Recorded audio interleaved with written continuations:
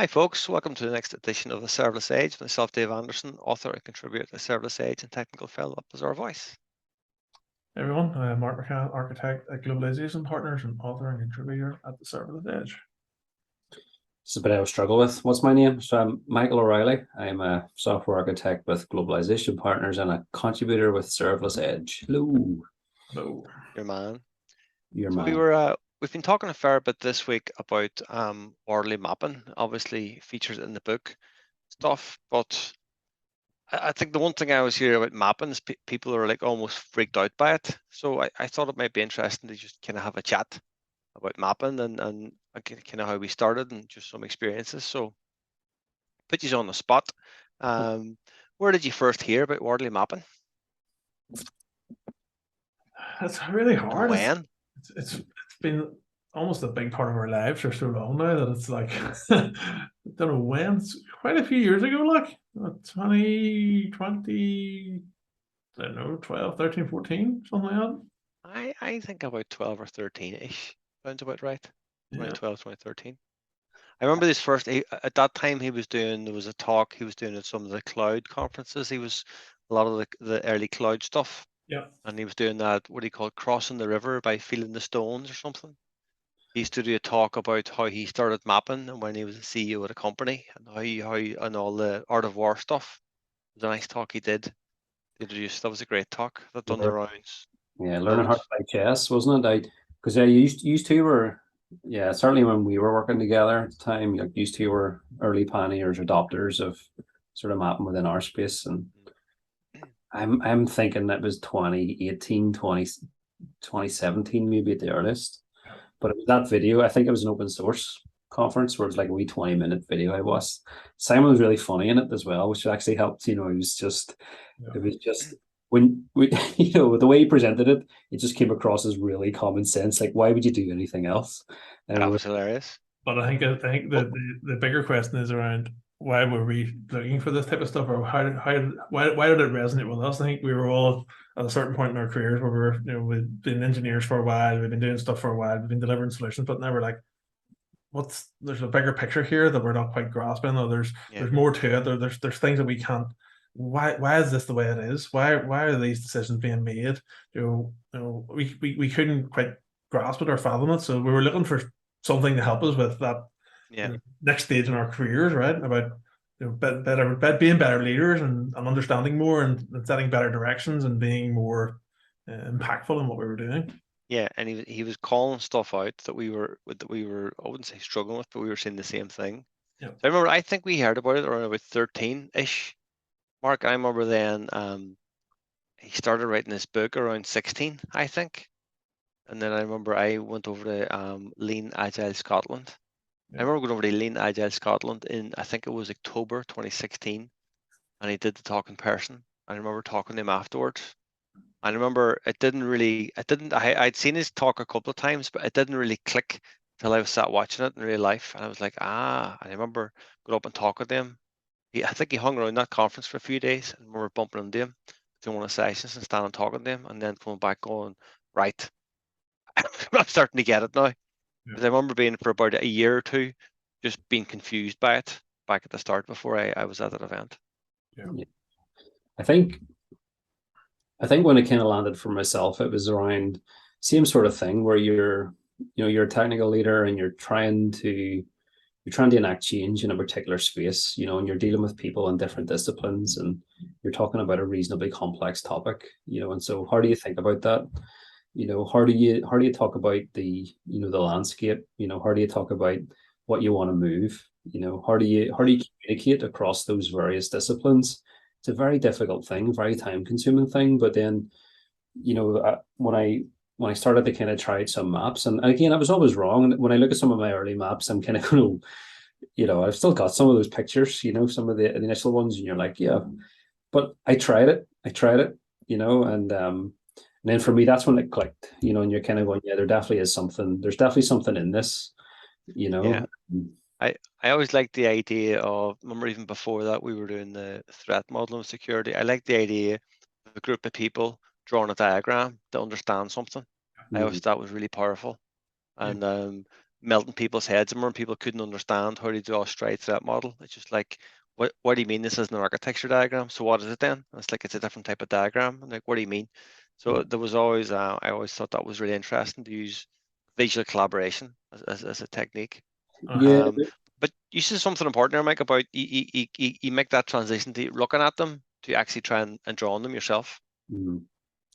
No, and that's it. And the thing is, like, once you get once you kind of get it into it, what I started doing, how I started to begin to use them more was, remember there was a time when we said, like, we need to stop using PowerPoints. And we need to start getting people into rooms and having conversations and working sessions. And what I found was, I kind of felt like how I refined and improved my ability around Wardley maps was I tried to teach it to other people who maybe hadn't experienced it. Like, so if we had visitors or we had customers in the building, you'd get them down in the end room on the big white wall, and would just start talking. You try and teach them what a map was, and what position meant, and you would just have a conversation.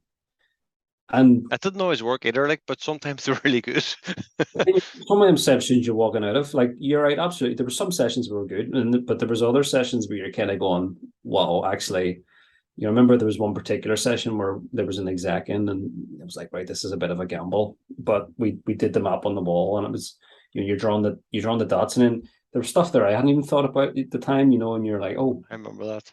If it's the lady I'm thinking of, yeah, blew her mind. so that was blew her mind, like, that was brilliant. That one particular one, you're kind of going, yep, and then that all of a sudden a strategy was born, and you're like, yeah, that was awesome. Stuff but I think there's another really important step there. From you're doing it yourself, then you're doing it with a group environment. Yeah. That's the important step, because I think when you're looking at them yourself and scribbling yourself, you're just still figuring out. When you do it in a group environment, the group will say, well, what about this and what about that? That's when it really starts to click. That's the dimensions. And then what I love about, even when you go to those conferences and things as well, you always evolve, right? Even now, if you go into a room and you're trying something else, even Wardley and the guys, they're always trying to enrich the maps further. There's always new ways you maybe attempt something, or you try and represent something, and you get way more efficient. So it's definitely a good practice and it's even the basic stuff about, who are your users? What are their needs? What's the value chain of components to meet those needs?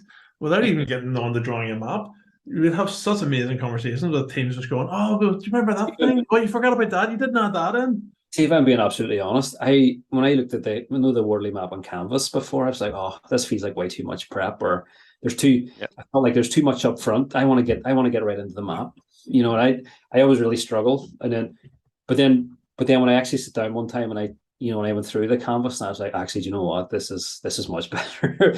This helps just get so much more context out into the open up front, right away, and then your mapping is just way more effective.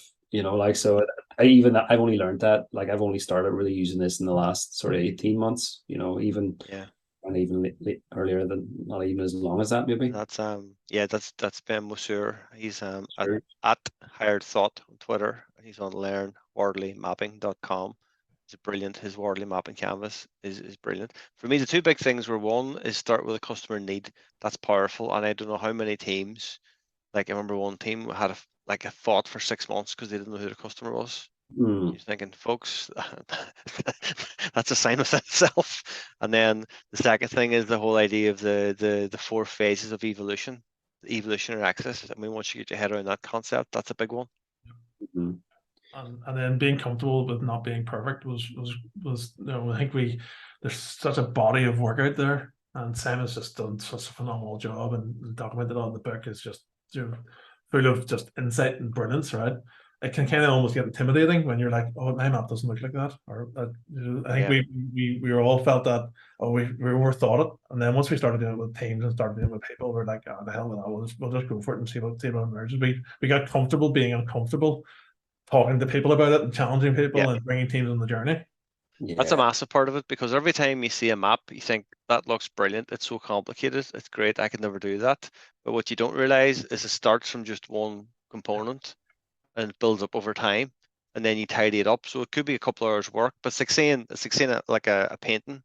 then I could never draw that. But you have to just start at the start. Then there was a phase where you could read maps really quickly. You could read maps, other people's maps really quickly, and really understand them and really get the context and get situational awareness rapidly. But you couldn't create your own ones that quickly. Right? When Yes. it mattered to you, when it was something that was important to something you were trying to achieve or a team you were trying to help evolve or understand, there was some strategy. It was really hard to do that yourself. But if somebody showed you the map afterwards, you can read it no problem. You I know, I get what's going on now. So Do you remember there was a phase when, I don't know if you remember this, where we were still trying to draw them, and you might say, I'm trying to map out a certain thing and I can't get it right. And you'd be like, what are you trying to do? And it's like, I'm trying to map out this thing, but I'm stuck. And then just, well, if you've thought about having this as easier, or maybe mapping this certain, no, there was a different angle that sometimes you couldn't see it by yourself. Yeah, one of the other pitfalls we fell into was we put too much detail in. We went too low level, and then if someone like you, David, come along and zoom us out and say, you don't need those 5 components. Here's just one that represents that. Yeah, I think that's a big thing about that visual collaboration, because that used to be the same in the threat modeling for security. People think it's like a system diagram and they draw every single possible thing, like everything. Like, you don't need to draw all like 35 classes, you know. So that was, yeah. But I think practice is probably the big lesson here, and we knew we were starting to get good when we were able to roll it out across multiple teams and map out their tech stack, and they were all getting value from it, and they were all getting excited about doing it. And then we were getting lots of feedback on, oh, that didn't work or this did work. And when we were all in person, we were in offices. Remember being in an office, everybody? We were all on the board, and it was all very collaborative. But I think now, with the emergence of really good online collaboration tools, you're getting that same now with like Miro and others. And Miro was brilliant. Yeah. What do you two think about, like, one of the things I always struggle with, because when you first get into mapping and it works, you start to realize these things begin to emerge. You start to, your things fall out of them, and you're able to action certain things, and you want to show your map to everybody. Remember that phase? You'll start putting your map on presentations and stuff, and and you'll be telling everybody how brilliant mapping is. But then you realize, it's really maybe not the map I need to be communicating in certain circles. It's maybe more the outcomes or, the actions from. And I think there's a nice intersection between mapping and Gregor Hope's elevator architect. When we started to realize certain floors on the elevator, you can't really show the maps too. There's too much detail, right? You need to summarize it or represent it in some other way. Yeah, I think that's a really important lesson, and just in any kind of detail as you go up the elevator, as you go up to more senior in the organization, people just want to hear, what are you going to do and what happens when you do that. You don't want to know how you figure it out. You know what I mean? Now, if they say, okay, well, why are you doing that? And what about this, what about that? At least you can go through the map in your head and say, well, you've thought about it, but just send to somebody, here's what I'm doing and here's the outcome I think I'm going to hit. You don't need to show them all you're working out. You need to have it. I think that was an important lesson they learn. But with anything, you know what I mean? It's even like, you don't always need to show you're working out, but have it. No, and then there's the whole like, and then again, your excitement takes you into the new areas, and you're surfacing all this new information, like the Wardley strategy cycle, which is the OODA loop. Thematic patterns. But I'd say, like, spend time getting used. Mapping in itself is very fruitful. You will be able to kind of emerge and realize a lot of value from the map itself. But then the more you do it, the more then you can move on to the more sort of complex things. The what do we call them? The patterns, the doctrines, and then the gameplays and stuff. Like, take the time that will emerge. That's the thing I like, is the fact that you start to see. That's the thing I like. You start to see patterns in the map, and you go, ooh, Pioneer Settler Town Planner or whatever, or emerging capability. You start to see things appear that you didn't think were going to appear in the map. That's where it gets. I think there's always an aha moment when you start putting inertia barriers on stuff. It's like, what's stopping you from there to there? Or more importantly, who's stopping you getting from there to there, right? Yeah. And then I always remember there was one map we did with one of our other architects. It was very funny.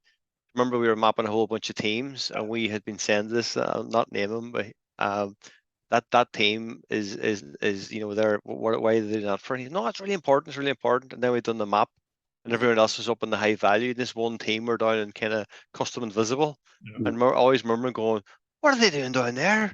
Right enough." It's like, I know. Trying to tell you. But they're nice. So But they're nice. getting situational awareness is sometimes it exposes things that you sometimes you can't unsee. Yeah. Yeah, very funny. So come here. So maybe two questions. First one is, you think it's difficult to start today? I think when we started mapping, there wasn't much about, like, there was just the odd presentation. Do you think it's difficult to get started today? No, I guess I think it's crossed the chasm, I guess, right? There's lots of material out there. There's lots of people doing it. The community's growing massively. The books coming out, obviously, that has mapping as a central sort of element of the entire book. And I think just you can Google stuff now. You can YouTube it. There's the the online conference as well. The Map Camp conference was just again phenomenal. I think some of those videos will be made available soon as well. And a lot of the maps that even Simon does now is readily available on GitHub. You can just start searching up some of the research groups there. That's true. He's got all the researches now on GitHub. So some of the map camp talks. I remember I was in map camp maybe 2-3 years ago. I was in map camp in London down Shoreditch, and again, like, we're always talking about like the tech industry, but like there were scenarios where there were some stories where I think it was like the Coast Guard was looking at optimize, streamline their processes, and there was a video where they just got to the guy right in time before he went under the water, pulled him up, and it was as a result of kind of optimizing the value chain, and it's kind of going like these. There's way more people mapping than you actually probably realize, in terms of just optimizing and streamlining. What's insane? There's loads of crazy stories about loads of mad stuff. It's way bigger than tech. There's loads of stuff. There's countries mapping. There's all sorts of stuff going on. A lot of the work in the UK Gov with Lean Maxwell and Co. Simon did, that still stands the test of time. And if you look at the UK government's sort of digital sort of footprint, it's all in there, and it's still in there. And like a lot of their freely available materials, you can still see there's permeated with that sort of thinking. User needs, understanding the value chain, situational awareness, and mapping is in there, which is great to see. Brilliant. And then there's a good couple of resources. If you look at Simon Wardley's Twitter handle, @Wardley, he's got a pinned tweet. So he's a couple of things. So he's got his book. I have a copy of hardback. Oh, wow. Nice. Cool. So he's got his book on Medium on Wardley Maps. So there's a whole bunch of stuff. There's all free, all his articles. They're fairly meaty, but they're good. And then John Grant keeps a list on GitHub, which is list.wardleymaps.com, which is just a load of collection stuff. It's like awesome Wardley maps or something. And then like Ben or Hired Thought has got learnwardleymapping.com. Then of course the Value Flywheel Effect coming to your store soon. Absolutely. So that's the crack. That was a good conversation. So there's much more about mapping on the serverlessage.com on the blog, and keep an eye on the Twitter @serverlessage, and obviously the book's coming out in a few weeks' time. So have a wee look. Thanks very much. Thanks, everyone. Bye.